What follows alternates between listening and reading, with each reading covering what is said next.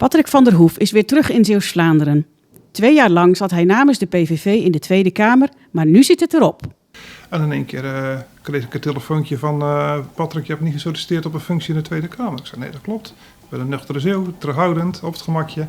Maar ja, wel gedaan en toen zat ik op plaats 21. Natuurlijk is het iets wat je langer zou willen doen, maar de lokale politiek staat natuurlijk ook te wachten. Straks gemeenteraadverkiezingen, statenlid ben ik natuurlijk ook nog. Dat is natuurlijk een ander type politiek waar je direct voor de burger in je eigen omgeving iets kan betekenen. En dat vind ik wel heel interessant. Welke ervaringen neemt hij mee terug in zijn rugzak? Ik heb natuurlijk heel veel gesprekken en dan mag je dat doen op niveau met staatssecretarissen, met ministers. Ik denk bijvoorbeeld terug aan de onderwijsbegroting die erin moest. Die stond heel erg onder druk. Dan word je op pad gestuurd als man uit Zeeland die voor honderden miljoenen mag gaan onderhandelen. Dat neem ik mee. Dat is bestuurlijke ervaring en ja, dat is iets, dat kunnen ze me niet meer afpakken.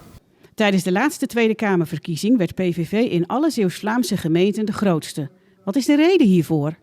Ja, ik denk dat dat voornamelijk is dat er mensen boos of in ieder geval onvrede hebben met hoe het nu gaat. En als wij natuurlijk als PVV aangeven van armoedebestrijding, ouderenzorg, maar natuurlijk ook het fenomeen natuurlijk met de AZC's die op dit moment overal in Nederland boven water komen. Dat willen de mensen niet. Is het niet een gemiste kans dat Sluis en Hulst geen fracties hebben opgericht?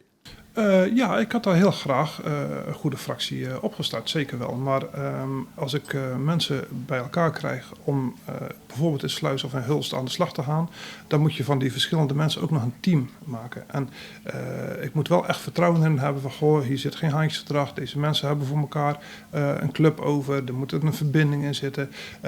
En ik ben verantwoordelijk voor heel Zeeland, maar ook verantwoordelijk dus ook voor Sluis en Hulst.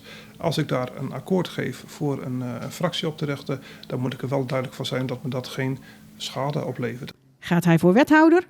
Ja, als je geen ambitie hebt, dan moet je daar ook niet aan beginnen natuurlijk. Maar eerst genieten van de feestdagen. Ja, nou ja, goed, los van politicus ben je natuurlijk ook nog gezinsman. Hè? Dus ik had al een lijstje met klusjes die ik nog allemaal moest doen. Ik neem de tijd ook wel nu om de laatste tijd wat meer rond te lopen hier in de Zeeuwse polders. Om te wandelen heel vaak met de hond om eventjes te bezinnen van wat is er nou eigenlijk al de afgelopen jaren gebeurd. Want je wordt natuurlijk in Den Haag wel geleefd. Hè? Dus heel veel mensen van die politicus die hebben makkelijk geld verdienen, maar er wordt echt stevig gewerkt.